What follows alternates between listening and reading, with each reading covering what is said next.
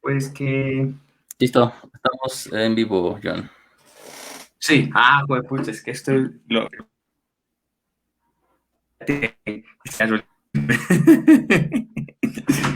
bueno, hola, muy buenas noches. ¿Cómo están a todas las personas que se están uniendo a un nuevo Facebook Live del Instituto Leusis? Donde, bueno, ya venimos, ya esta es la sección 24, donde venimos haciendo unos comentarios y unas reflexiones al de imaginar la psicología. Y bueno, pues un texto que nos abre puertas, un texto inagotable también en sus formas de entendimiento y de acercarnos a él, un texto provocador debido pues como a la confrontación que hace Hillman en relación a la psicología junguiana y también a la psicología como a que se ha convertido en cualquier cosa, una ciencia médica, humana, en estructura de la conducta, de conducta, pero que en nos pone y devuelve a la psicología a sí misma, reivindica en tanto en lo que es su trabajo, el logos de la psique, el logos del alma, y el problema que ha pasado, digamos, con la psicología máxime, como las enseñan en las universidades, eh, ¿cómo decirlo? No es psicología en lo estricto de la palabra o en la etimología de la palabra, es más bien ciencias del comportamiento, es más bien un pragmatismo de cómo tratar enfermedades, de cómo curar, de ya tener ciertas herramientas teórico-prácticas donde ya el psicólogo ya sabe cómo intervenir un fenómeno, ya sabe entonces ante determinada patología qué hacer, porque él ya lo sabe de antemano lo que está pasando en relación al sufrimiento, es decir, a lo que pasa con la psique. Y bueno, y Hillman se centraliza de todo eso, da un lugar muy diferente, lleva la psicología a otro nivel y bueno, y nos pone en un lugar muy importante donde la psicología se debe centrar realmente en lo que le compete a ella, el logos de la psique, el entendimiento del alma, el alma en tanto imagen, en tanto movimiento que no tiene nada que ver, nos dice Hillman, tanto con el ser humano, sino realmente es más con ella misma a través de esa capacidad de imaginación y de fantasía que ella tiene. Bueno, como una pequeña introducción, por eso su texto se llama Revisionar la psicología en inglés, reimaginar la psicología. Bueno, de todo les doy pues como muy buenas noches a todas las personas que se están empezando a unir. Vamos a hacer un pequeño aviso parroquial antes de darle la bienvenida a Alejo. Yo les recuerdo que por parte del Instituto Leusis ya se empezó a promocionar nuevamente la formación que se va a hacer en psicoterapia junguiana, donde vamos a tener a dos grandes referentes que van a estar dirigiendo esta formación, que es el doctor Enrique Galán, quien fue que se encargó de traducir no, sino realmente de hacer ese trabajo de poder que se tradujera la obra de Jung al español. Y bueno, ahí la tenemos en trota ya completa y al doctor también psiquiatra, se me olvidó el nombre del doctor español, hombre, es Carretero, sé que el apellido es Carretero, no voy a decir un nombre que no es, entonces grandes referentes de la psicología analítica, pues a nivel también de habla hispana. Muy importante, también les quiero comentar que Ale Chavarría también tiene su blog, El mito de la realidad. Perdón, es también es su podcast, El mito de la realidad, pero también tiene su blog, que es El mito de la realidad, muy bueno, donde él hace unas reflexiones muy interesantes y bueno, y yo el próximo 17 de marzo vamos a estar arrancando con el curso Integrar la sombra, donde entonces vamos a reflexionar la sombra a partir de la psicología analítica, cómo la entiende Jung, qué entiende Jung por sombra, qué llevó a él a constituir este arquetipo o este concepto en general, cómo lo y cómo este concepto, cómo el arquetipo de la sombra o cómo la sombra se ve reflejado en lo que es en nuestra vida cotidiana, en las relaciones de pareja, cómo se forma la sombra, en las relaciones con los demás y la sombra en lo colectivo. Entonces, ese curso arranca el 17 de marzo, el miércoles de 7 a 9 de la noche, y bueno, este tiene un costo de $50. Si hago, les paso el voucher por ahí, porque ahí está toda la información. Y bueno, Alejo, buenas noches. Una introducción súper larga, pero bueno. No te preocupes, John. Ya estoy acostumbrado. Este, bueno, buenas noches a todos. Como bien dice John, continuamos con el análisis de esta obra, de esta magna obra de James Hillman, tan importante para nosotros. Nada más una situación, John. Te oyes un poco cortado con lo de... me imagino que debe ser tu conexión, para que ahí sí le puedes checar, por si Sí, las dudas. es que esa hijueputa está más mala, hermano. Sí, Sí, te no te nos estuve vayas. mirando. Ahí me escuchas bien. Ahí te escucho bien. Bueno, Muy es que bien. está malo ese internet, hermano. Sí. Sí, no, pues en todos lados. Y ahorita con la saturación del trabajo en línea es terrible. Pero muy bien.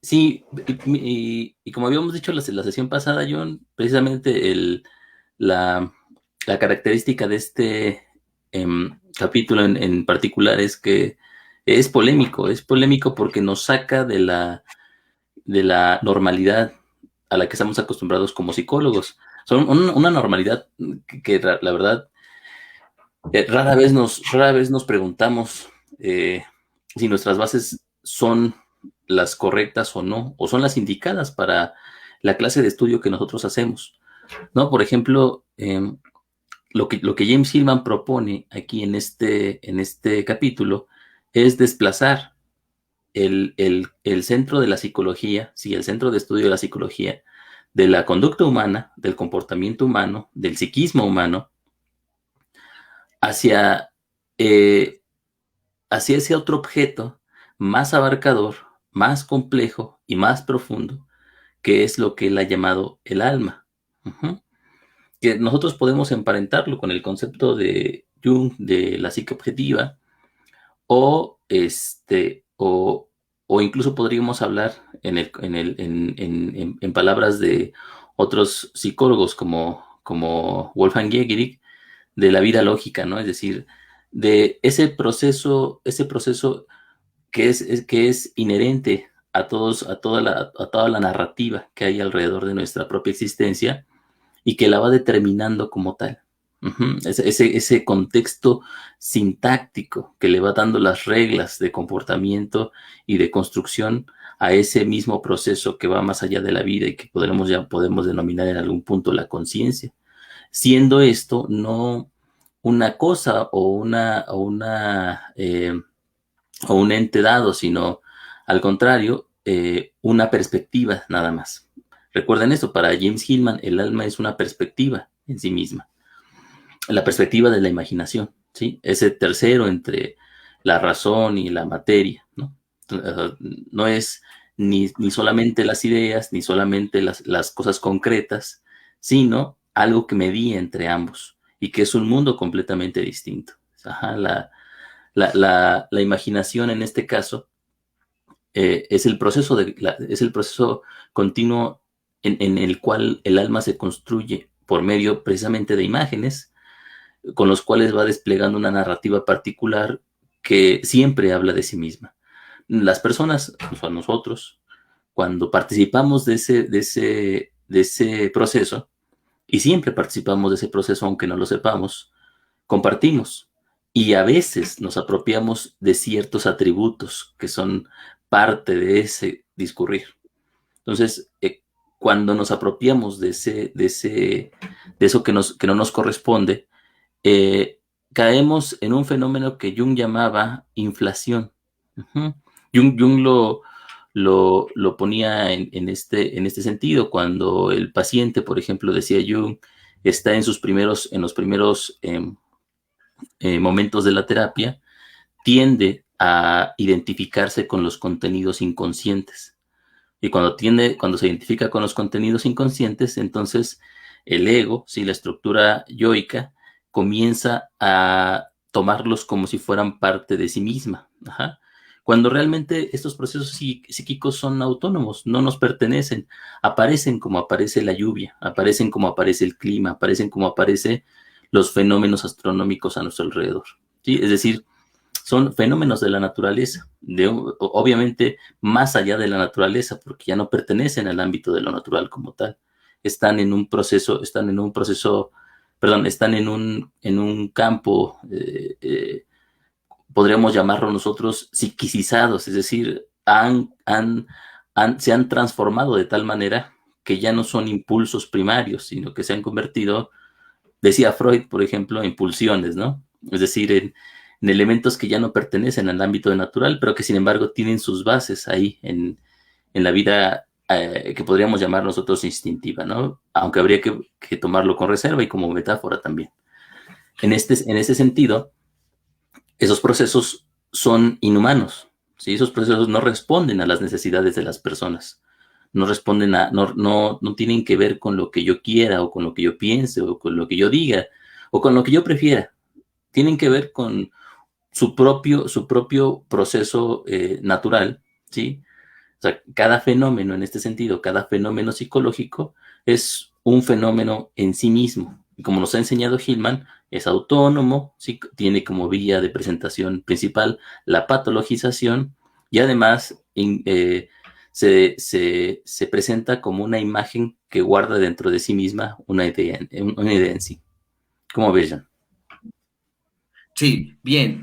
Ante eso que vos estás diciendo, quería hacer un poco, para articularlo también un poquito más, que son procesos, son ingobernables por el ego. O sea, son procesos que tienen una propia autonomía, que tienen una propia lógica, que tienen una propia narrativa, donde el ego no tiene nada que hacer ahí. De hecho, lo que hace este proceso es desplazar el ego a un segundo lugar para ellos tomar entonces que voy a utilizar la palabra manifestación no en el sentido teológico, nada, sino netamente psicológico, es decir, cuando se nos impone la emoción, nosotros no elegimos la emoción se nos impone por constitución propia. En relación mismo pasa, para retomar la idea otra vez, la metáfora de Freud de la pulsión, es que la pulsión es ingobernable. Lo mismo pasa con esos procesos autónomos de la psique que son ingobernables y que el psicólogo actualmente lo que hace es o precisamente pensar de que puede gobernar sobre estos procesos, que puede gobernar sobre estas dinámicas, que tiene respuesta ante realmente lo que está ocurriendo allí. Entonces, ya como lo hemos mencionado varias veces, entonces va con infinidad de técnicas o recursos y todo frente a un proceso que está ahí, pero que ellos no se están dando cuenta que también en eso y al menos esto lo quiero yo resaltar un poco, es que ante eso el psicólogo es impotente, porque él ante eso no puede hacer nada. Lo único que puede hacer es ser un observador ante eso que está ocurriendo ahí, pero él es impotente ante un proceso que se está desarrollando y que no tiene cabida en el ego. Entonces, lo único que puede hacer él ahí es poder ser un observador de lo que está ocurriendo ahí, mirar qué dinámica se está desarrollando sin ser nada más y tener, como nos dice Gilman, fe psicológica en lo que está ocurriendo ahí, porque entonces lo que realmente entra a ocurrir un poco en este proceso, Alejo, es que empieza a ver como algo muy complejo, y es que empieza el psicólogo a demonizar las emociones, empiezan a demonizar la patología, yo no sé si esa palabra está correcta, pero bueno, los empieza a cercenar, los empieza a maltratar, entonces los empieza a ver como demonios que tienen que atacar. Entonces, o sea, que realmente dentro de este proceso no hay realmente un acompañamiento o un entendimiento de lo que está pasando ahí, porque no se hace ese ejercicio de poder ponernos a la altura de ese fenómeno, más que querer cambiar, mejorar, curar o, o decir qué se puede hacer o guiar el fenómeno, sino en el o poder mirar qué narrativa está ocurriendo ahí y acompañar, porque En ese caso sí, el psicólogo es muy impotente realmente ante esos procesos, aunque él no lo quiera reconocer, pero que dichos procesos siempre le van a estar mostrando lo impotente que puede ser el psicólogo ante las dinámicas del alma. No sé qué pensás vos respecto a eso. Mm, yo creo que tienes toda la razón en resaltar la impotencia, John. Es cierto, es decir, somos impotentes para los estándares del propio proceso psicológico. Es decir, esta alma desplegándose y haciéndose a sí misma continuamente, eh, mm, nos, nos, de- eh, nos pone en una disyuntiva como hombres modernos en particular, ¿no? Como hombres modernos, el proceso de la construcción del yo es diferente a otros momentos históricos. Nunca como en este momento la exaltación del yo había sido tan, tan exuberante. Entonces, la psicología hasta el momento, sí, y a partir del siglo pasado, de principios del siglo pasado, empezó constituyéndose como una defensa precisamente del yo contra la pérdida de los antiguos conceptos que configuraban la narrativa de una época anterior, ¿no? Entonces, este derrumbe de estos conceptos implica que el ego, ¿sí?, siente la vulnerabilidad de la nueva necesidad de construir una identidad, por ejemplo, ¿no? Antes era difícil esa situación, antes en otros momentos de la historia la identidad estaba en las costumbres, la identidad estaba en la cultura, la identidad estaba en las cosas, en los ritos, en los mitos. Una vez que los viejos ídolos caen, ¿sí? En este momento, en el momento en que, por ejemplo, Nietzsche, ya lo hemos dicho nosotros, dice que Dios ha muerto, ¿sí? Esta muerte de Dios implica que este Dios no solamente como la representación de los valores más importantes de la cultura de su época, de ese momento histórico que nos determinó, no desaparece nada más como sí, es decir, no solamente muere y ya, sino que muere en el sentido hegeliano, en donde como tal, la construcción teórica, histórica de los valores representados por el Dios cristiano, por ejemplo, se van transmutando, van cambiando de forma y van construyendo lo que ahora denominamos el yo. Ujú. Es decir, esta identidad que para nosotros es tan, tan común, ¿sí?, no lo era para otros momentos históricos, no lo era para otras personas. Entonces, sí tenemos que tener cuidado en tratar de entender esta parte, porque mucha de nuestra propia vivencia, o sea, mucho de nuestra propia necesidad existencial en este momento viene del derrumbe de esos antiguos valores, ¿sí? Entonces, en este momento de la transvaloración de los valores, que también lo llamaba Nietzsche, implica un contexto psicológico en el que nosotros precisamente nos sentimos impotentes. Es decir, el encumbramiento del ego, la exacerbación del yo como el centro de todo el pensamiento eh, eh, político, económico, religioso y filosófico de nuestra cultura, tiene que ver con esta vulnerabilidad, ¿sí? Es decir, nunca hemos estado tan vulnerables. En este caso, somos recién nacidos a este mundo psicológico como tal.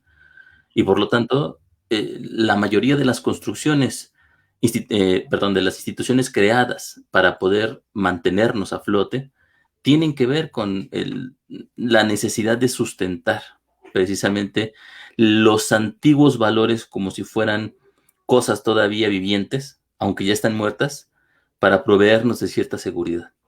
Bueno, eso es la psicología. La psicología es la construcción, es una construcción ideológica, una construcción que tiene como fin el dotar al hombre de una importancia que ya no la tiene, ¿sí? Porque este es el otro punto, es decir, nosotros también poco a poco dejamos de ser importantes. Empiezan a ser cada vez más relevantes los procesos socioeconómicos que nos van forjando. Incluso nosotros como sujetos empezamos ya a vivir no para nosotros, ¿sí? Aunque todo el discurso sociocultural nos habla de acerca del crecimiento, del autoconocimiento, de la sanación y todo eso, realmente poco a poco nos estamos volviendo cada vez más irrelevantes, ¿sí? Es decir, ya llega el momento, llegan los tiempos en que ya no vivimos para nosotros, ¿sí? Sino que vivimos para procesos inhumanos en sí mismos.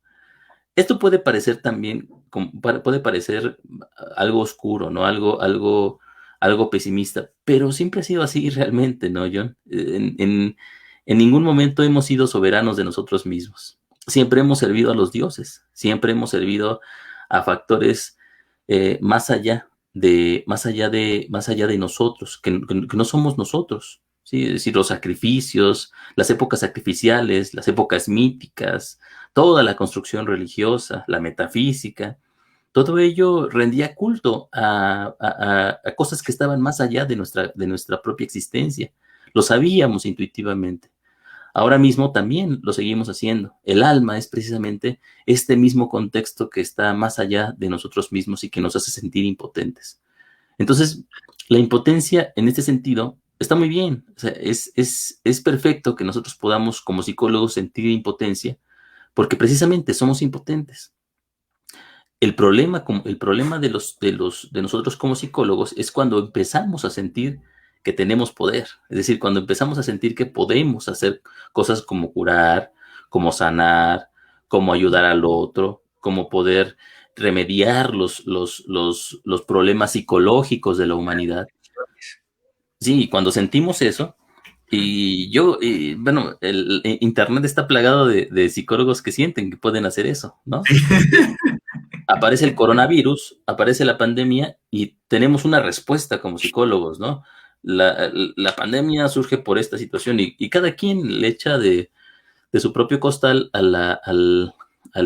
¿cómo se llama? El problema y creen que tienen las respuestas. Pero la verdad es que no tenemos las respuestas, no sabemos ni siquiera dónde van los procesos, no sabemos a dónde nos llevan, ni cuál es su propio propósito, objetivo, su propio telos, es decir, no está en nuestras manos.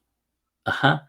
Entonces, hay que empezar a sospechar, John, más bien cuando un psicólogo no se siente impotente, ¿sí? Cuando el psicólogo siente la potencia de poder determinar, poder predecir o poder decir cuál es la naturaleza de un fenómeno, híjoles, ahí sí tendríamos que empezar a sospechar de que lo que está pasando es que una imagen se ha reificado, una imagen se ha vuelto literal y ha tomado posesión del sujeto, o el sujeto más bien se ha adherido a esa imagen, la ha convertido en ideología y a través de ella ve todo. Una imagen literalizada, sabe todo. Sí, eso quería hacer un poco referencia a eso, que es, en últimas instancias es como para volver un poco a esta idea de López cuando habla un poco del sectarismo, o sea, que cuando hay ya pues como particularlo un poquito más con eso que vos estás diciendo, que es no más que el arraigo de una idea totalmente literalizada, llevada al extremo y tenerla como suma verdad. Y en psicología suele ocurrir bastante eso, porque entonces cuando uno sale de la academia, sale usted ya hecho una tesis, prácticas y con un montón de recursos que usted quiere empezar a ponerle a todo el mundo. Entonces, esto también es muy, muy denunciante porque el psicólogo es un denunciador constante de los procesos de la psique y que tiene los remedios, puede curar, puede mejorar. En relación con lo de la pandemia, pasó mucho esto, entonces, que generaron estados de depresión, cuánta cosa, etcétera, etcétera. Entonces, salió un sinfín de profesionales a hacer toda esta denuncia constante sin entrarse a preguntarse el por qué o a ofrecer un montón de recetas o de técnicas o de cosas que uno dice, puedes hacer esto, puedes hacerlo uno, puedes hacer lo otro, pero etcétera, etcétera. Y no se hicieron el trabajo precisamente de entrar como a reflexionar, a entrar en el tema para ver realmente, transparentar lo que estaba pasando ahí más en ese nivel, mucho más de la idea que en ese momento se le podía estar imponiendo a la persona o en esos momentos, las ideas que los tenían agarradas. Entonces, se empezó a decir entonces que esta pandemia nos trajo, que la crisis, que había que mejorar por todo lo que muchos que le hemos hecho al mundo, pero cuando nosotros miramos estas connotaciones históricas, oiga, cuando el mundo no ha tenido crisis o guerra, o tal como nos lo menciona un poco Hegel cuando en la fenomenología del espíritu habla de que realmente el mundo es un cambio que es constante, o sea, que es estable el cambio, o sea, que siempre está en un constante cambio. Entonces, cuando se escuchan a estos profesionales decir, entonces la pandemia te trajo esto por tal cosa, la pandemia trajo esto por tal cosa, tenés que trabajar esto por tal cosa, lo uno y lo otro, o sea, se meten en campos de sociología, de antropología, de trabajo social, y el trabajo realmente de qué está haciendo el alma sobre ella misma, de cuál es esa narrativa que está pasando en ese momento, que el sujeto, por más que quiera, no puede manejarlo, hacer nada, sino que como nos menciona Hillman, el sujeto piensa que tiene un órgano psíquico que maneja y hace con él lo que se le da la gana, y en realidad no es así, sino lo que Hillman nos está mostrando a través de esta metáfora es que nosotros lo que hacemos yo lo voy a decir así Alejo, yo no sé qué pronto qué otra expresión puedas utilizar, pues, sino que esta es la que se me viene. Somos los proyectores de esos procesos psíquicos, o sea, es decir, de esas imágenes que está ocurriendo así, solo podemos reflejar, sí, esa es la palabra, la encontré, solo podemos reflejar realmente esos procesos psíquicos, pero que nosotros no manejamos y no entendemos. Entonces, el sujeto en tanto, el psicólogo en tanto capacidad de intentar reflejar qué está haciendo el alma sobre ella misma, en esa narrativa, poder transparentarla, lo que hace es que la hipostasía la literaliza, la niega, la trata, la mejora, le dice por dónde dirigirse, qué hacer, pero entonces no se compromete con su trabajo, porque Hillman plantea algo muy interesante, Alejo, cuando él dice, bueno, eh, entonces la teología se pregunta por el logos de Dios. La ciencia o esto se pregunta entonces por el logo de la naturaleza y hace un interrogante. ¿Y la psicología? ¿Por qué se pregunta? Y, y eso es algo que no vemos. O sea, eso es algo que Hillman denuncia precisamente. O sea, venga, si el trabajo de nosotros es hacer precisamente psicología, entonces realmente es mostrar o estar acorde del logos de la psique, no ni del comportamiento humano, ni de la ciencia. Ojo que él tampoco reniega eso, porque él dice, ahí también se puede transparentar una idea, dar cuenta de reflejar un proceso que se está dando ahí, que el alma puede estar ahí reflejando algo, pero que realmente el compromiso o que debería tener el psicólogo en este caso es con el logos de la psique, o sea, ni con las ciencias humanas, ni con la medicina, ni con la ciencia, ni con la naturaleza, ni nada, sino que ya por allá, cuando él mencionaba este personaje por allá en el siglo, no me acuerdo, que daba como esta introducción a este concepto de psicología, lo empiezan a abocar entonces más como en relación entonces a las ciencias humanas o algo que ver con lo humano, con el comportamiento humano, con la instancia del humano, con la ciencia, etcétera, etcétera, pero que no le hacía justicia realmente al compromiso del psicólogo, que es el logos de la psique, el logos del alma en sí misma, que nosotros como individuos no tenemos que hacer nada y porque como nos dice Hillman es un proceso que o sea, hay que deshumanizarla en el sentido que no tiene nada que ver con lo humano, tal como vos lo estás mencionando, que de hecho la psicología lo mencionaba Enrique Eskenazi en uno de sus audios, que la psicología surge es para mantener la supremacía del yo, o sea, mantener la supremacía como este yo que siempre rige, que hace, que exige, que cuestiona y que siempre va hacia adelante. O plantea esta palabra es muy fuerte y esto no lo digo yo, pero que la reflexionó un poquito, que la psicología surge como el fascismo de los estándares emocionales o en los estándares comportamentales o en los estándares de la salud mental. Entonces, para usted sano, tiene que ser así, así, así, así. Para usted estar en su autorrealización, tiene que ser así, así, así, así, de tal forma.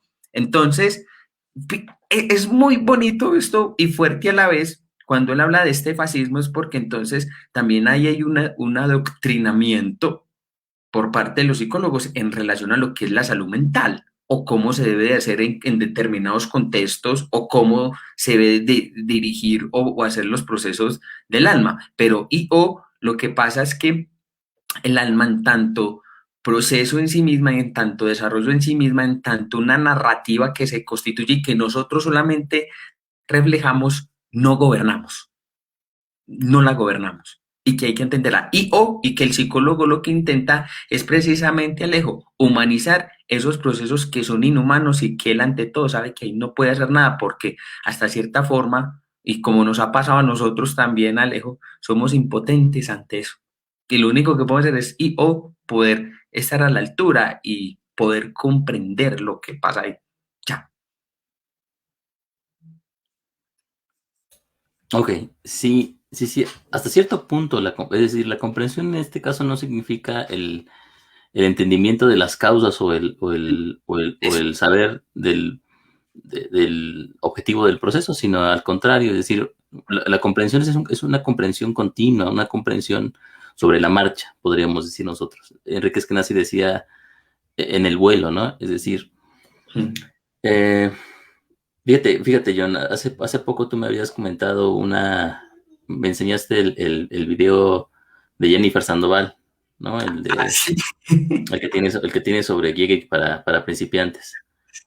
Yo lo platicaba con los chicos, con Ale Vica, con Luis Orozco y con Joan Martínez, y llegamos a una conclusión similar en esta situación. Por ejemplo, el gran problema de Jennifer Sandoval, y no solamente de Jennifer Sandoval, también están por ahí otros psicólogos que intentan comprender a este autor, es que para intentar comprenderlo, sistematizan sus propios conceptos, ¿sí? Entonces, una vez que yo ya sistematicé un concepto, es decir, que ese concepto solamente me dice una cosa y no me dice más. Ujú. En ese momento el concepto está congelado, el concepto es una literalización nada más, es una hipostasis. Entonces, por lo tanto, el concepto está muerto, ya no vive más, su dinámica se ha detenido y por lo tanto, cuando yo intento pensar con ese concepto, no encuentro más, sino en el momento, es decir, lo que había en el momento en que yo lo congelé. Sí, solamente veo esa situación. Pero un concepto vivo es cambiante, John. Un concepto vivo se va transformando todo el tiempo, va diciéndonos cosas nuevas en cada momento. Cuando uno se acerca, por ejemplo, a la obra de Jung, uno se da cuenta de que, bueno, y no solamente a la obra de Jung, a la obra de cualquier pensador, que los conceptos van cambiando en su propia obra. Los primeros libros ya no se parecen a los últimos. Y los conceptos que en algún momento eran primordiales en aquellas primeras obras, en las otras dejan de ser importantes y emergen otros conceptos. O muchos conceptos que se entendían de cierta forma en un primer momento, se van transformando y significan otra cosa después. Esto es natural. La mayoría de los estudiosos lo toman como una contradicción en el campo del propio autor. Sin embargo, lo que podemos decir nosotros, en base a esto que nos está enseñando Hillman, es que precisamente la naturaleza de esos mismos conceptos es el movimiento continuo, es la transformación en sí mismos de ellos. Entonces, lo que muchas veces hacen los autores, sin saberlo, a veces sin ser conscientes de ellos, aunque en muchos de ellos aparece como una intuición, es seguir este propio movimiento del concepto. Uh -huh. Teorizar, construir teóricamente más que una responsabilidad mía, es decir, más que yo como autor soy el autor de esta obra y la voy y la voy haciendo por mí mismo y con mi trabajo duro y todo eso, es cierto que necesita trabajo duro, es cierto que necesito mucho esfuerzo y sacrificio para poder hacerlo, pero no es para construir yo algo, sino para que eso que está, ese concepto que está latente ahí en mi propia existencia, se vaya construyendo a sí mismo gracias a que yo le rindo culto de manera adecuada. Ujú. No es lo mismo decir que yo hago las cosas de un Dios, ¿sí? Que yo realizo o atribuirme los atributos precisamente de un Dios, que decir que mi vida es una continua, eh, un continuo ritual, una procesión continua a favor de un Dios en particular, o de los dioses como tales. En el caso, hablando en este sentido, en palabras de James Hillman o en palabras de la psicología arquetipal, precisamente mi vida es un continuo ofrendar mi existencia a los dioses, ¿sí? Mi pensamiento hacia ellos. Entonces, no son las cosas que hacemos, ¿sí? En este sentido, las hacemos en dos escenarios. Una es en nuestra propia vida cotidiana y otra es en la vida de las imágenes que se van construyendo a sí mismas, haciéndose a sí mismas al hacer algo. Tenemos que estar atentos a esa construcción en particular, porque incluso también nosotros, o lo que nosotros pretendemos que es nuestra propia vida, no es otra cosa sino también las imágenes desplegándose, ¿sí? Las imágenes imaginándose a sí mismas en el contexto humano. El contexto humano, por lo tanto, es también una imagen. Mi propia identidad es una imagen. Lo que yo creo de esta situación es una imagen. Lo importante no es que yo sepa hacia dónde va la imagen o que yo sepa qué imagen hay, sino que siempre esté preguntándome en este momento qué imagen está determinando mi propia existencia o mi propio momento ante este fenómeno en el que me encuentro. Por ejemplo, mi angustia, la angustia que siento en este momento, ¿de qué Dios está hablando? Ujú. ¿A qué Tienes Dios a qué Dios le rinde ofrenda? ¿Qué Dios está ahí detrás de esa angustia que me carcome? Ajá. Ese, esa patología, esa manía, esa situación que estoy yo viviendo y que me atormenta, ¿a qué Dios le estoy ofreciendo mi propia vida sin saberlo? Ajá. Como ya lo habíamos dicho en otro momento, los dioses no necesitan, no quieren que nosotros los construyamos o hagamos algo en particular. Es decir, la ofrenda a los dioses no implica otra cosa más que el acto de recordarlos, el acto de ponerles atención, de darles su propio sentido en este punto. Ahora, la construcción precisamente de la cultura moderna en base al yo es, para James Hillman, surge precisamente del detrimento de la atención hacia los dioses. Entonces, si yo no le pongo atención a estos dioses, ¿sí? Obviamente ya no estamos hablando, cuando hablamos de dioses, de rituales o religiones antiguas. Estamos hablando de los fenómenos psicológicos. Uh-huh. Recordando la idea junguiana de que los dioses griegos han bajado del Olimpo, ¿no? Zeus ya no gobierna en el Olimpo, sino en el plexo solar. Sí, es decir, lo que antes eran los dioses, sí se han convertido en factores psíquicos en ese sentido, ¿no? Pero en ese punto Jung es reductivo, Jung reduce los dioses a factores psíquicos humanos, pero no, lo que nosotros podemos decir es que han transmutado en, en procesos psicológicos que van más allá de lo humano, ¿sí? Que en su mayoría están más allá del campo de lo humano. Pero esto es curioso, John, porque, por ejemplo, si estos procesos ya no pertenecen al ámbito de lo humano, tendremos que preguntarnos nosotros si nuestros propios procesos psicológicos que sentimos tan propios, si ya no son nuestros, ¿cuál es su origen? Toda la psicología y la psicoterapia derivada de ella en el siglo XX y XXI está basada en que los procesos psicológicos, perdón, en que las patologías psicológicas tienen su origen en el contexto de la persona. Por ejemplo, todavía hoy, a pesar de que ya no está, perdón, ya está cada vez más en desuso, el concepto de trauma aún ¿cómo se llama? Aún es pensado, aún es llamado por algunos pensadores para poder entender ciertos procesos psicológicos. Entonces, yo tengo por sabido que lo que yo haga en la infancia, perdón, lo que yo viva en mi infancia va a tener una consecuencia en mi adultez, ¿no? Y cuando yo me pregunto sobre alguna situación propia, ¿no? Es decir, este miedo que tengo, por ejemplo, a subirme, perdón, a las alturas, por ejemplo, ¿no? ¿Qué tiene que ver con algo que viví cuando era niño? Entonces, dependiendo de la corriente, dependiendo de la escuela, encuentro situaciones diferentes, ¿no? Es decir, si me voy a una situación conductista, pues fácilmente hay una vivencia literal de una situación en donde yo viví este riesgo y por lo tanto tengo esa idea irracional ya es en un esquema de pensamiento particular. Si lo veo desde una postura psicodinámica, bueno, ahí puede haber muchísimas otras cosas, ¿no? Es decir, ya hay una divagación más profunda acerca de cuál podría ser el origen de mi propia patología.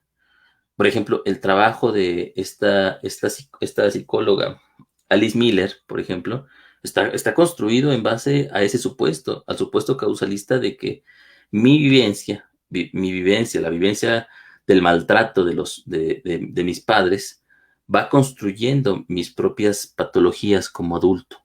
Entonces, precisamente esto es lo que cuestiona el concepto de deshumanizar de Hillman. Si mis emociones, si mis fantasías, si mis procesos patológicos no son enteramente míos, sino que ocurren en mí, a pesar de mí, ¿sí? Entonces no determinan quién soy. Es decir, no determinan, no determinan perdón, no determinan las situaciones bochornosas que vivo, las situaciones patológicas, sino que al contrario, las situaciones patológicas ocurren muy a pesar de mí a veces.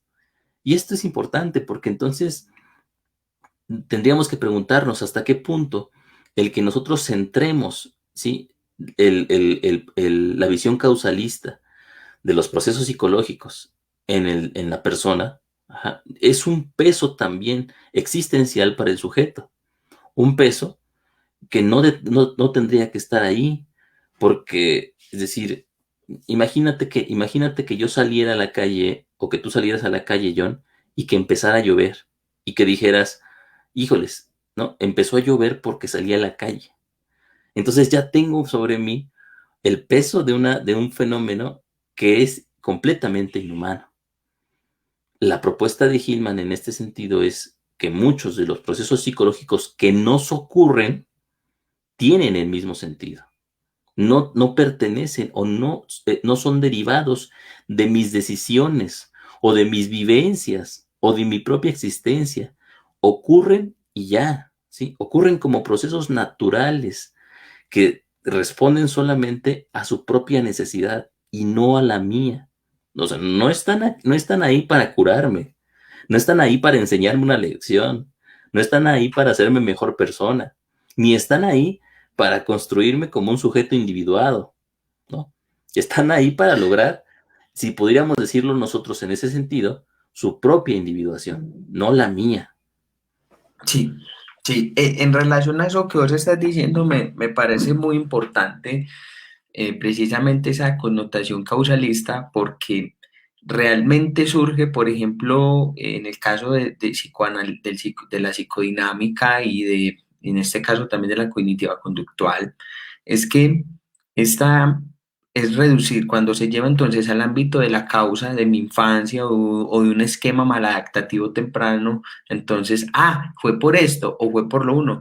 también de cierta forma eso es que querer evadir la responsabilidad ante la imagen que se nos impone, ante la emoción que con su propia potencia se nos impone. Entonces, ¿qué pasa? A mí me da mucha risa muchas veces, porque cuando el consultante me dice, no, es que yo soy así, fue porque mi mamá, porque mi papá me pegó, porque mi mamá tal cosa. Y uno dice, pero aún eres un niño, aún estás en ese mismo estado. No, ¿qué eres ahora? Tal cosa. Ah, bueno, entonces la pregunta es, ¿cuál es la responsabilidad que como individuo tiene usted de poder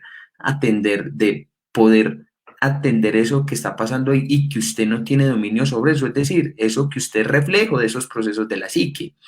Y que bueno, y que es algo también muy fuerte porque eh, Mm, realmente las mismas connotaciones que ha llevado la psicología ahora en día es a un causalismo también, el mismo humanismo que lo niegue también ya ha llegado también a unas mismas connotaciones muy reductivas también de lo que son los procesos del alma. Entonces, si nosotros fuéramos a verlo así, y el mismo junguianismo también con este sustancialismo y con esta literalización, que por ejemplo ahí tenemos libros como los de Jean Sinoda Bolen, donde hay que activar los dioses a mi servicio, al servicio mío.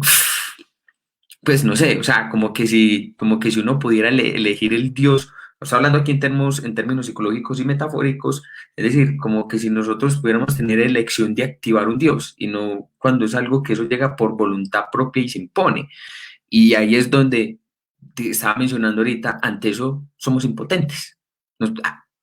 Pero la necesidad entonces de cambiar, mejorar, curar, decir que tiene que hacerle quitar toda la riqueza y toda la vivacidad que pasa en ese momento, que pasa en esa narrativa que se nos impone, que pasa en ese mismo discurrir continuo de la imagen. Entonces, la invitación de Hillman precisamente es a poder no literalizar, no literalizar todos estos procesos y que entender de que, de que estos son procesos que están por encima muchas veces del entendimiento del ego, por el entendimiento de que tiene el individuo y que la psicología más que ante todo no tiene nada que reflejar en relación al humano, sino que está ahí, pero que no todo va en relación a lo que es el individuo. Por eso Gilman también parte que nosotros primeramente somos psicológicos, entonces partimos psicológico económico, psicológico político, etcétera, etcétera, etcétera. Y bueno, y pensamos que no es así porque pensamos que yo decido, yo hago, yo pienso, yo ejecuto, etcétera, etcétera, pero qué tanto esos procesos que son deshumanizados y que Gilman nos invita precisamente a deshumanizar la psicología para poder ponernos en consonancia o poder aproximarnos a esos procesos o a esas imágenes que se nos imponen, nos pueden dar otro lugar precisamente de poder entender eso. Pero entonces, ¿qué pasa en estos casos? Que no hay un compromiso por parte del psicólogo por transparentar los procesos del alma, por transparentar esa imagen que está ahí y que no tiene nada que ver con el ego. Entonces, en relación a esto, ¿qué pasa? Es como a lo que habla Enrique Eskenazi de que se vuelven turistas en cuanto entonces voy y hago por allí chamanismo y me curo, hago por allí, o sea, en relación a estos procesos para cambiarlos o mejorarlos o que estén a mi beneficio, entonces me vuelvo un turista, consumo ayahuasca, consumo LSD, hago respiración holotrópica, me voy a hacer terapia de dimensiones pasadas, empiezo la individuación junguiana, empiezo entonces o proceso se me ocurra, pero que seguimos en las mismas porque se sigue intocado. Y es decir, y supuestamente lo que vos estás hablando de esta inflación, lo que hace es una inflación no más del ego, repotenciar el yo, como vos decís, pero que ante ese dinamismo imaginal de la psique que nosotros reflejamos, sigue intocado. Así es, así es. Fíjate que sobre esto, algo más que hacemos, o sea, otra problemática, además de la inflación continua, una inflación de la que no nos damos cuenta, John, es decir, cuando nosotros asumimos estos procesos inhumanos como si fueran humanos, cuando asumimos la carga y responsabilidad completa de nuestros procesos psicológicos, entonces ahí estamos primero dotando al ego de una capacidad que no le corresponde, un peso que no puede cargar, ¿sí? Y además eh, eh, digamos, de un contexto que no le pertenece como tal. Esto obviamente trae, trae un aparejado problemas a partir de esa situación. Entonces, muchos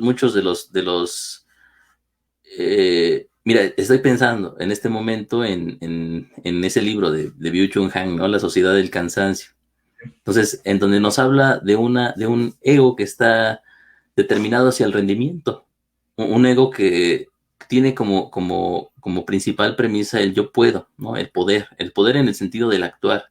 Yo puedo hacerlo, ¿sí? Está en mis manos y toda esa situación. Bueno, el discurso psicológico actual está basado precisamente en esa misma idea generativa de rendimiento, en donde el sujeto va construyéndose a sí mismo como si él fuera un producto, una mercancía que tiene que ir puliendo continuamente para poder venderla correctamente en el mercado laboral. El mercado laboral se convierte en la forma de existencia de la mayoría de nosotros como personas.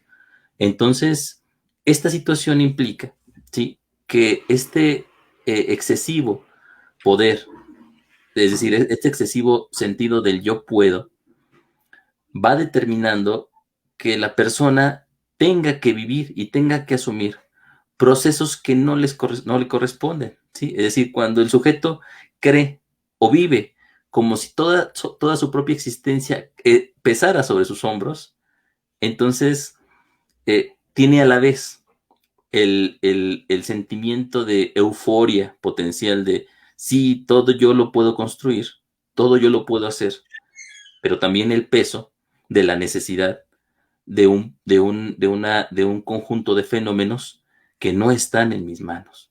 ¿Sí? Con esto evado el sentimiento de impotencia, pero a la vez estoy luchando constantemente y gastando toda mi energía, toda mi vida en cargar esto que no puedo cargar de todos modos. Podríamos decir entonces que muchas de las patologías de la edad moderna provienen de esta situación, provienen del apropiamiento del hombre de cuestiones inhumanas. Ahora, entiendas esta situación no como que no somos responsables de nuestra vida. Claro que somos responsables de nuestra vida, de nuestras acciones, pero de una parte de ellas. Hay una gran parte de lo que nos pasa que no podemos controlar, que no está en nuestras manos, que ni siquiera nos pertenece, que nos sucede. Así como yo no puedo, y este ejemplo lo doy siempre, ¿no? O sea, yo no puedo decir cuándo va a llover o no. Es decir, yo no puedo decirle a la lluvia que ocurra o que no ocurra. La lluvia simplemente ocurre. Pero cuando yo salgo a la calle, ¿sí? Tengo la posibilidad de resguardarme de la lluvia o no. Uh-huh. Y eso acarrea ciertas consecuencias, pero esas consecuencias no están completamente en mis manos. Yo tengo una parte de la responsabilidad, pero una gran parte de las consecuencias de los procesos psicológicos no tienen que ver conmigo. Y ese es un peso importante dentro de los hombros de la humanidad en este momento, porque la psicología, en su vertiente más popular, por ejemplo, en la autoayuda, ¿sí? Implica esa situación, la autoayuda, es decir, ya ni siquiera puedo ir al psicólogo, ¿no? En algún momento podría decir, necesito ir con el cura para que me confiese, ¿sí? Para yo cargar mis pecados sobre Dios. Era importante en algún momento. En otro punto, yo iba al psicólogo y el psicólogo me ayudaba a cargar el peso, de esa situación. Pero ahora con el término de la autoayuda, ni siquiera ya necesito un profesional para que haga ese trabajo, ¿sí? Sino que ahora todo recae sobre el individuo. Y este Sí, todo recaer sobre el individuo implica la desaparición poco a poco, ¿sí? De la misma potencia del individuo. Ahora, la otra situación que quería remarcar yo, precisamente, es que cuando hacemos esto, ¿sí? Cuando, por ejemplo, construimos un sistema psicológico como el freudiano, como el junguiano, como el lacaniano, donde ya sabemos, o sea, tenemos una noción de qué es lo sano y qué no, entonces tenemos ahí, sin saberlo, un sistema moral también. Un sistema de pensamiento tiene aparejado ya un contexto moral en el cual se basa. Cuando yo digo que lo sano tiene ciertas características y que lo insano tiene otras características diferentes, ya estoy tomando una posición moral frente a estos procesos. Estoy humanizándolos precisamente, los estoy convirtiendo en cosas que tienen que ver con la gente. Pero estos procesos, si son inhumanos, si no pertenecen a la gente, si no le pertenecen a las personas, si ocurren a pesar de quiénes somos nosotros, entonces tampoco pueden cargar con nuestra moralidad. sí. Nosotros nos cargamos con nuestra moralidad, John, y entonces a partir de eso nos los apropiamos, es decir, es un doble proceso. Al cargarlos con la moralidad, nosotros nos los apropiamos y decimos esto es bueno y esto es malo. El que yo crezca como persona es bueno, el que yo sea envidioso es malo, el que yo sea feliz es bueno, el que yo tenga depresión es malo. Es decir, a veces podemos variar este discurso dependiendo de la corriente, dependiendo de la perspectiva, dependiendo del autor, pero siempre tengo en mi espectro que algo es bueno y es malo, ¿sí? Es bueno y es malo como procesos personales, pero si, otra vez vuelvo a repetirlo, John, si esto, si estos procesos son inhumanos, entonces no podemos juzgarlos con tintes morales. Cada imagen de la fantasía, John, tiene su propia moralidad intrínseca, es decir, sus propios preceptos ahí dentro de sí mismos. Y yo no puedo juzgarlos como buenos o como malos. Simplemente ocurren y ya, ¿sí? Simplemente pasan, son parte de esta situación. Incluso si nosotros nos vamos al ámbito de lo humano, por ejemplo, en la historia, yo no puedo decir en la historia qué es realmente bueno y qué es realmente malo, porque a veces incluso las cosas que son muy malas tienen consecuencias muy benéficas. Y a veces, muchas veces, las mejores intenciones, ¿sí? Acarrean los males más catastróficos. ¿Dónde termina lo bueno? ¿Dónde termina lo malo? ¿Quién sabe, no? Hay una, eh, hay una parte en donde Hillman nos recuerda un texto de Kathleen Rain sobre William Blake, en donde eh, William Blake dice que el primer paso de Satanás es inventar un código moral basado en la falsa creencia de que los individuos pueden por sí mismos ser buenos o ser malos. Es decir, que yo como ser humano elijo qué ser, elijo qué hacer. Pues no, no siempre lo elijo. A veces estoy en ese contexto y puedo, dentro de mi propia capacidad, hacer algo, pero lo que haga no es necesariamente bueno ni malo, ¿sí? La moralidad, recordemos nosotros, es una construcción social que va cambiando de época en época, ¿sí? Si yo estuviera en la antigua, en la antigua, Tenochtitlan, en México, sería bueno sacrificar prisioneros tomados de las guerras floridas de alrededor de mi pueblo para poder promover que el dios sol avance. Ujú. Si hago esto, si hago eso, es decir, si hoy sacrifico y le saco el corazón a una persona, ¿sí? En honor a un dios, pues ya no es tan bueno, ¿no? Ya, Tal ya no, ya cual, no, sí. así es, ya puedo ser juzgado por otros estándares. El proceso sociohistórico va determinando esa situación. En términos, pero los términos, los procesos psicológicos en este sentido, no pueden ser reducidos a sistemas morales. Hay que tener cuidado con eso. Perdón, nada más para terminar, si nosotros no nos damos cuenta, ¿sí? De que no pueden ser reducidos a sistemas morales, los acabamos proyectando sobre los sujetos, ¿sí? Y entonces, esas patologías que yo como persona no asumo, digamos, dentro de mi propia vivencia, las tiene que asumir alguien, ¿sí? Y yo lo que no asumo, ajá, la locura, la maldad, la destructividad que yo no asumo en mí, tiene que ser asumida por alguien. Habría que preguntarnos en ese sentido hasta qué punto, ¿sí? Esa destructividad llega hasta nosotros reflejada por las mismas construcciones que nosotros dejamos ir.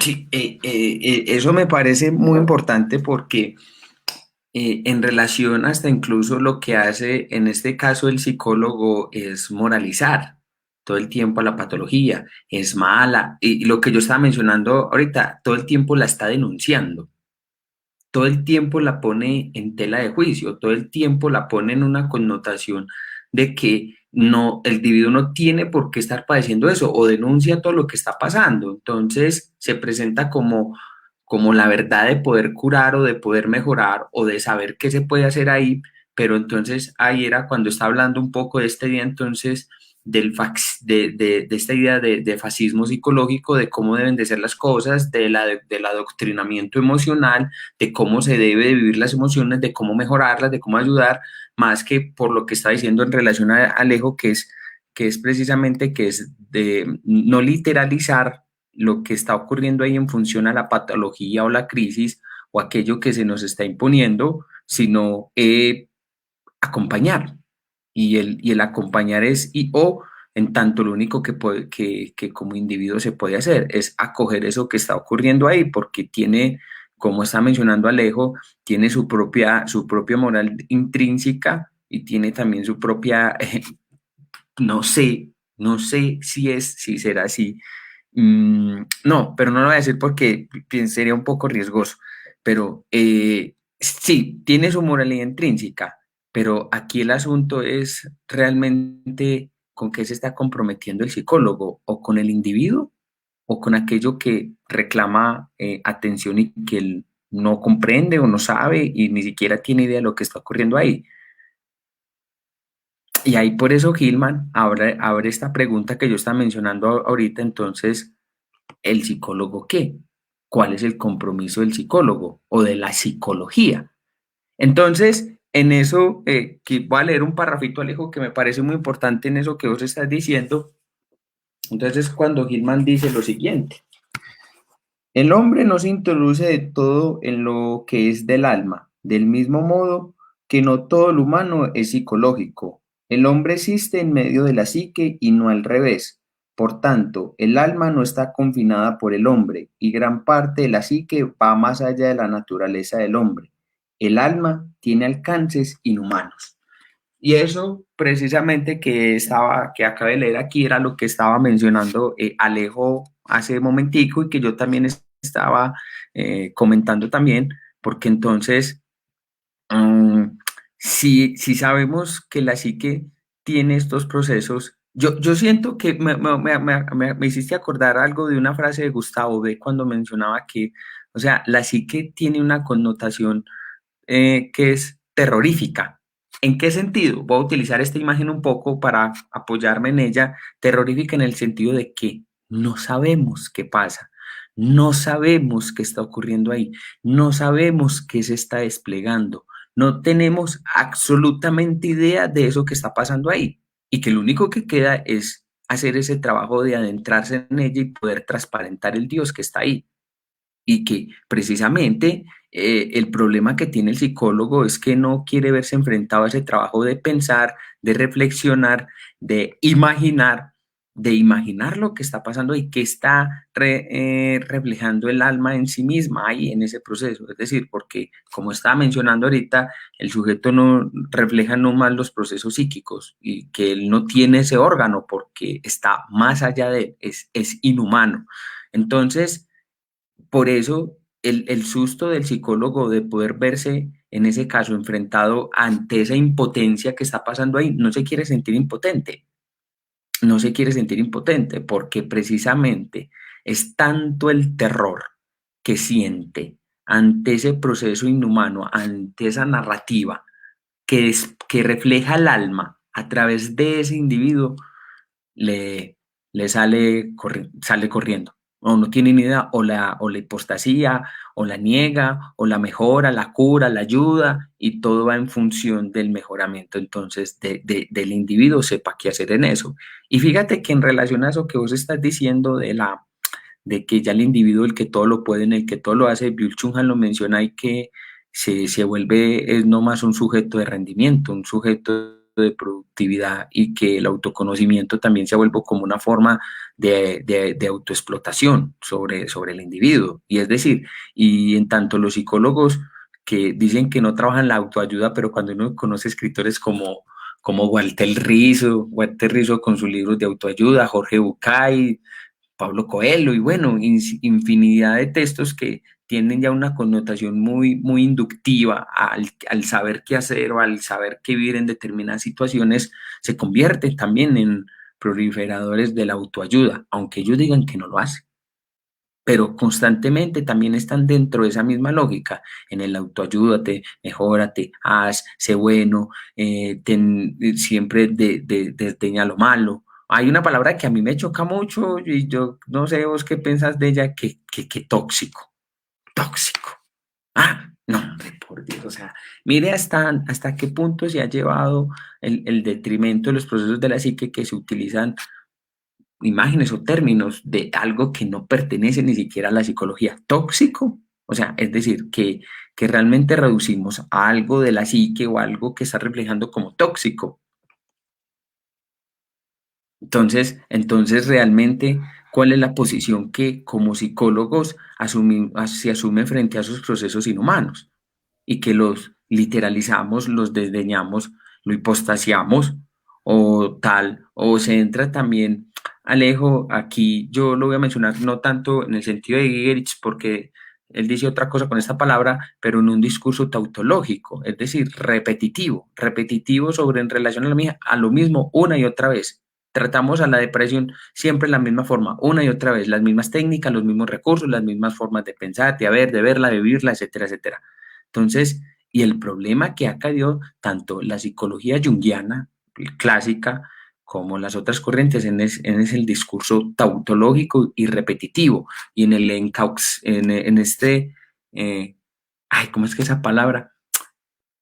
En encapsular los procesos de la psique entonces a una teoría, a un término o a determinada o a determinado presupuesto, pero que no es otra cosa que el miedo del psicólogo o el terror del psicólogo al ver discurrir esa imagen que sabe que no la puede atrapar. Es más, el trabajo del psicólogo es poder liberar a la imagen, le voy a utilizar una palabra de la alquimista, es liberar el espíritu mercurial de la imagen, es decir, es liberarla, dejarla ser, dejarla discurrir, que su narrativa siga, pero el psicólogo lo que hace es que la enreda mucho más y la mete en una melcocha y la deja en el tubo ahí y no libera precisamente ese proceso que está ocurriendo ahí, sino que lo encapsula y lo niega y lo cercena.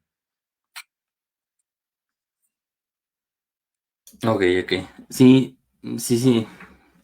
Sí, aunque sí, ese concepto de liberar habría que profundizar más en él, ¿no? Pero Sí, fíjate que ahorita que dices esa situación del concepto de lo tóxico, me llama la atención porque tan de moda que está esa situación, tienes razón, nos habla acerca de una posición propia del discurso cultural de la psicología. el concepto de lo tóxico en ese sentido, cuando se habla de la pareja tóxica, de los sentimientos tóxicos, ¿no? Las O sea, emociones tóxicas las negativas. emociones. Sí, sí, sí. Ahí es donde podemos ver nosotros cómo la psicología moraliza. Ujú. Es decir, lo tóxico es lo que no me gusta, lo tóxico es lo que los estándares morales me dicen que no está bien, la construcción del discurso narrativo me dice que no tendría que ocurrir. Y es algo que tiene sus consecuencias dentro de la propia vida de las personas. Por ejemplo, muchas de las, mira, la mayoría de las relaciones humanas, las relaciones de pareja, fíjate, a mí algo que me gusta mucho es trabajar con parejas, más que con personas en consulta personal. El trabajo con parejas a mí se me hace bien rico porque proporciona un montón de material. Es decir, cuando uno, a veces cuando uno está atendiendo a un paciente, tiene que estar excavando, tiene que estar forzando en algunas ocasiones, ¿sí? A que el otro, digamos, deje de restringirse para poder abrirse ante el proceso. En la terapia con pareja no sucede eso. Es decir, cuando uno se resiste, el otro no. Es decir, si uno deja de emitir imágenes, el otro empieza a emitirlas por él. Es muy interesante esa situación. Una pareja se convierte en un organismo en sí mismo. Pero bueno, lejos de eso, ¿no? Si yo pudiera categorizar a la mayoría de las relaciones de amistad, familiares y de pareja, nadie se salva de la toxicidad. Es decir, las relaciones humanas se basan en los procesos tóxicos tan de moda en este momento. Pero precisamente nuestra negación, en el sentido burdo de la palabra, de ocultación de lo tóxico en la existencia humana, es parte, perdón, es parte eh, de este mismo proyecto moralizador en donde, em, en donde no asumimos la parte oscura de la propia existencia, lo que Jung llamaba la sombra, ¿no? Es decir, cuando no asumimos una parte de la propia existencia, quiere decir entonces que aparejado a este peso de la construcción de la identidad y del yo tan, eh, eh, eh, tan lacerante en la época moderna, para poder soportar esa misma carga, le tenemos que quitar la parte oscura y la parte sufriente, la parte patológica de este mismo proceso. Ya lo hemos visto con Hillman. Para Hillman, precisamente lo que le da sentido y lo que le da de verdad profundidad a todo proceso psicológico es la patología. El alma es patológica en sí misma. El alma no es bella, el alma no es bonita, el alma no está llena de buenos sentimientos. Sí.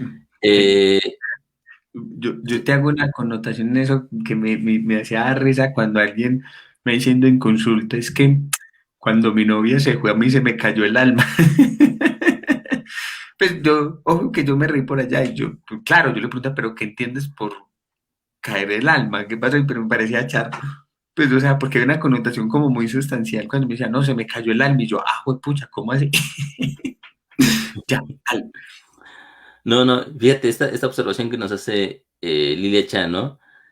Eh, Dice ella, yo creía que tóxico lo usábamos solo los que no somos psicólogos para definir lo que ya no aceptamos, ¿no? Es sí. cierto, es decir, en ninguna corriente psicológica vas a encontrar el término de tóxico, pero sin embargo, esta filtración de esa palabra, es decir, el que haya surgido y haya tomado fuerza durante un momento tan importante, implica que también en nuestro discurso como psicólogos, a pesar de que no usamos la palabra tóxico, Pero sí lo también, utilizo. también muchos la utilizan y a pesar de que no sea oficial, está determinando, o sea, su sentido está ahí, intrínseco en nuestros propios sistemas psicológicos. Imagínate, si yo soy psicoanalista y digo que ciertos procesos, ¿no? Están mal, ¿no? Es decir, que la represión en ciertos momentos no tendría que ocurrir, bla, bla, bla. Es decir, cuando yo juzgo a un proceso psicológico como algo insano, estoy diciendo lo mismo que la mayoría de las personas dicen cuando hablan, perdón, significan cuando hablan de algo tóxico. Es decir, bajo mis estándares, bajo lo que yo pretendo que es bueno y malo, este proceso cae en la parte negativa. Y eso es de un peligro completo porque, fíjate, Hillman nos pone como ejemplo de procesos que tenemos que deshumanizar a tres conceptos. La emoción, ¿sí? En primer lugar, la, la, la culpa y el amor, ¿no? Por ejemplo, en la situación de la emoción, la, también tenemos que entender que desde qué época nos está hablando Hillman, ¿no? Hillman nos está hablando de los años 70, cuando la psicología humanista está en su gran auge, ¿no? Entonces, autores como Maslow, Rogers, Brito como, Frank.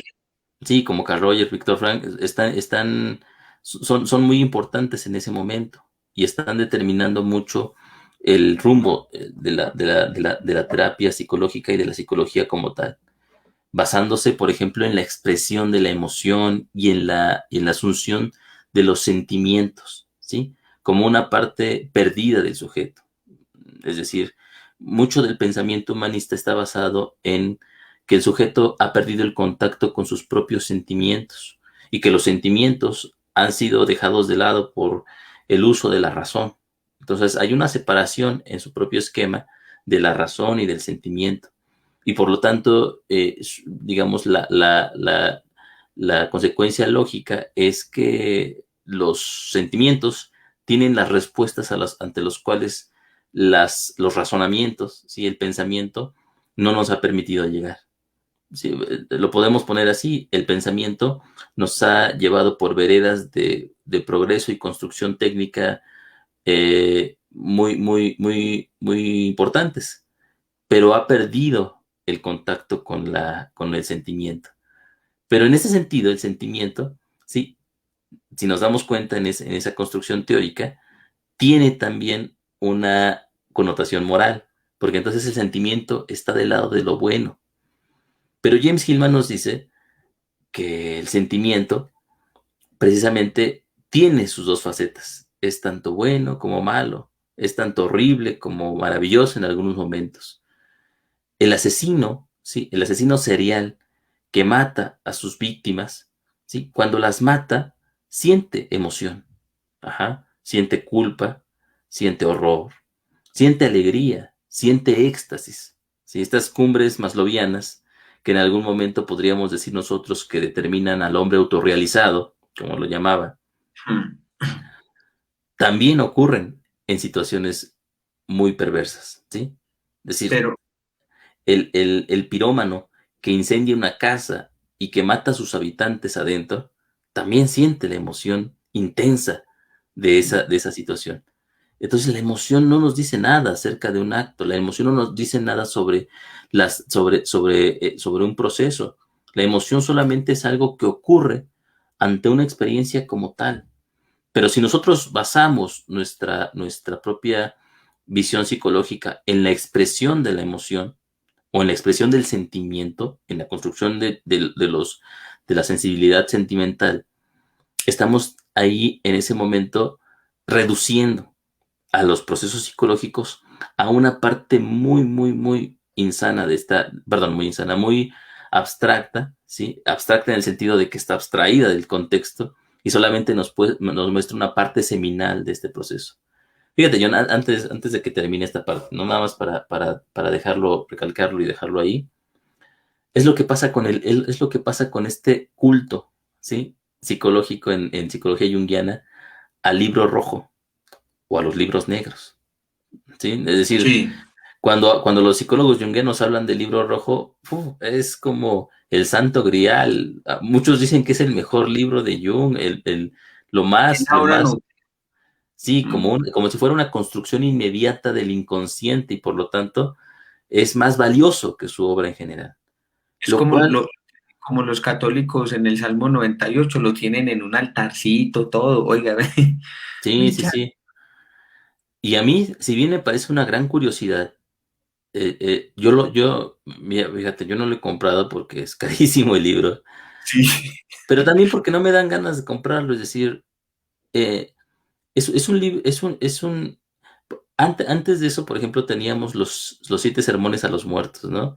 Muy importantes, o sea, muy interesantes esos libros, como documentos históricos que nos van narrando y nos dan un elemento curioso de la psicología junguiana como tal. que nos ilustra de algo que pasó en su momento. Así es, pero no son importantes. Importante es la obra escrita por Jung. Si lo que él construyó, tal como se fue construyendo. Cuando los junguianos le dan ¿cómo se llama? Esa re- Esta pues, importancia exagerada a este proceso intuitivo, ¿sí? Germinal. Entonces, precisamente están apegándose al mundo de lo instintivo, de las emociones, de los sentimientos, a lo que todavía, a la flor que todavía no florece. Ujú. Y están diciendo que ahí está el universo psicológico, ¿sí? Cuando precisamente lo que se va a desplegar a partir de ello, el terreno fértil, perdón, el terreno que va construyendo esto, no es tan importante como lo que nace del mismo. Es decir, sí, es relevante porque nos muestra que algo sucedió ahí, pero lo importante es lo que sucedió después. El refinamiento de esas mismas ideas que estaban ahí latentes y que Jung fue trabajando durante toda su obra. Sí, porque si nosotros lo lleváramos a la lógica del absurdo, yo podríamos decir, pues ¿para qué leer la obra de Jung? Mejor leo el libro rojo y ahí está todo, ¿no? sí, o hasta incluso el problema que presentan ellos es que se quedan con lo básico de Jung, su obra más madura y más refinada, que son sus estudios alquímicos, no lo leen, no les gusta, se quedan con lo básico de él. Y en relación precisamente, si fuéramos a hablar un poco en relación al libro rojo, como Gilman lo menciona en su proceso, lo que hizo fue el atender unos procesos que a él se le imponían y ante los cuales Jun era impotente, como por poner un poco a reflejo, Alejo, no sé si estarás de acuerdo conmigo, que él lo que hacía era atender unas imágenes que se le imponían, un proceso que estaba más allá de su entendimiento y lo único que podía hacer era el acogerlo, no podía hacer nada más. Sí, exactamente. Es decir, el, el, la virtud, ya no me oigo, la virtud de la obra en ese sentido es poder refinar esas intuiciones, poder construir algo importante con esto. Intuiciones tenemos todos, John, es decir, todos en algún momento tenemos ideas, todos tenemos procesos que no surgen evidentemente de nuestra propia conciencia, sino surgen de aquello de lo cual no somos conscientes. Pero lo que hace a un autor, lo que hace a un verdadero sujeto creativo, es la capacidad que tiene para poder darle forma a eso. ¿Sí? Y esa capacidad surge de un trabajo constante y continuo, como el de Jung. O sea, Jung no era no era solamente un genio porque tuviera una gran inteligencia o una gran memoria, que posiblemente las tenía, sino porque dedicó su vida, toda su vida, a la construcción a la construcción de esta idea. Sí, sí, de estar a la altura de esa idea que se le imponía. Esa era otra cosa. Eso fue lo que hizo Jun. Hay algo que me llama mucho la atención de lo que tú estás mencionando ahorita en relación a la psicopatía, que por ejemplo escuchaba a un psicólogo arquetipal cuando decía que la psicopatía era una estructura donde no había imagen. Entonces, sí, muy particular. Entonces, si la psicopatía no es una estructura que no tiene imagen, entonces, ¿a través de qué ve ve el psicópata? Dice, no. Aquí estoy, aquí estoy. Fíjate, Sí, sí, por ahí sí, hay un libro muy, muy interesante que a mí me gusta mucho sobre este tema, ¿no? Es El alma vacía o el erotismo insustancial de Adolf sustancial. Buchenwald. Ujú. Entonces, precisamente, por ejemplo, él liga en estos términos el proceso de la psicopatía con el arquetipo de el inválido, ¿sí? En ese sentido, todos en algún momento tenemos contacto con el arquetipo del inválido. Todos somos inválidos de alguna manera. La invalidez no implica solamente la pérdida de una facultad física, sino puede ser también una facultad psicológica con la que no tenemos contacto. En ese sentido, por ejemplo, Google Craig asocia la psicopatía con una invalidez propia del eros. Es decir, el sujeto es incapaz de entrar en contacto con el, el, el, el proceso erótico que nos relaciona con las demás personas en sí mismas, ¿no? Entonces, bueno, ahí está la recomendación. Está en español. Creo que es el único libro. Ah, no. Sí. Es el segundo libro de Google Craig que está traducido. Es este. Exactamente, y en una editorial mexicana de Y son los dos que Falta. están traducidos al español. Ah, Sí, a ver el otro. Ah, mira, ese yo nunca lo encontré. lo Yo, lo- yo conseguí lo- casi. Mira, ese yo lo tengo en inglés, pero bueno. Bueno, Pero sí pero, sería una joyita y tenerlo en español. sí, pero fíjate que en relación a eso que vos estás diciendo, a mí me llama mucho la atención porque aún así, Alejo, el psicópata tiene una imagen, ve a través de una imagen, sí, o sea, porque si no, si el psicópata no tuviera imagen, entonces, ¿cómo entendería sus comportamientos o cómo hace lo que hace? O sea, si él hace lo que hace es porque está en función de una imagen que se le Claro. impone, que sabe lo que sea, pero él hace todo esto de la psicopatía, es una imagen a través de la cual él opera. Entonces, no es como mencionaba este psicólogo arquetipal de que la psicopatía es una estructura donde no hay imagen, todo lo contrario. En la psicopatía es una estructura, una imagen en sí misma. O sea, es prácticamente es el reflejo de la psique a través de ese individuo que pasa por eso. Entonces, fíjate que también hay también un literalismo por parte de muchos psicólogos arquetipales al decir, venga, es que aquí hay una estructura donde no hay imagen. Entonces, si no tiene imagen, ¿a través de qué? Si vemos, Sí. como nos dice Gilman, vemos a través de imágenes, a través de ideas. Y quizá habría que preguntarnos, ¿no? Muy razonablemente, John, ¿acaso esta imagen de la falta de imágenes no es también una imagen? ¿No? También, para que vean. Pero bueno, yo creo que ya le dejamos ahí, ya te veo con sueño, amigo. Que aquí ya van a ser las 12. Sí, Bueno, ya es tarde. sí, bueno, a todas las personas que nos acompañaron, muchísimas gracias. Ale, háblales del blog tuyo, pues, del podcast donde lo pueden encontrar y todo. Lo pueden encontrar en Spotify o los, en, eh, en los podcasts de Apple. También en Google, lo encuentran en los podcasts de Google. Es un pequeño podcast que está construido en forma de breves pensamientos, aforismos que voy construyendo yo momento en momento. No duran más de 1 o 2 minutos. Ahí los invito. Se llama El mito de la realidad. Muy corticos, hermano. Yo trabajo 9 horas y media en una fábrica, hay que hacerlos de hora y media como mínimo. No, Entonces, la edición, yo la edición. entonces ahí tienen la invitación entonces para que escuchen el podcast de Alejo. Ya saben, están en plataforma de Spotify, en iTunes, en la de Apple, también en la de Google. Y bueno, recuerden pues que ya dentro de 15 días vamos a estar arrancando el curso de integrar la sombra. Si están interesados, me escriben ahí abajo que yo les respondo por inbox. También recuérdese que el Instituto Luces en abril va a arrancar entonces la formación, la especialización en psicoterapia junguiana con estos dos grandes referentes en el habla hispana, como lo es el doctor Enrique Garán y el psiquiatra también doctor Ricardo Carretero. Entonces, si están interesados, pueden preguntar. Ahí también está toda la publicidad para las personas que estén interesadas. Y nosotros nos vemos dentro de 8 días para seguir reflexionando y comentando un poco más esta obra de Jane Hillman, Reimaginar la psicología. Que tengan todos una excelente noche y muchas gracias. Buenas noches a todos, nos vemos.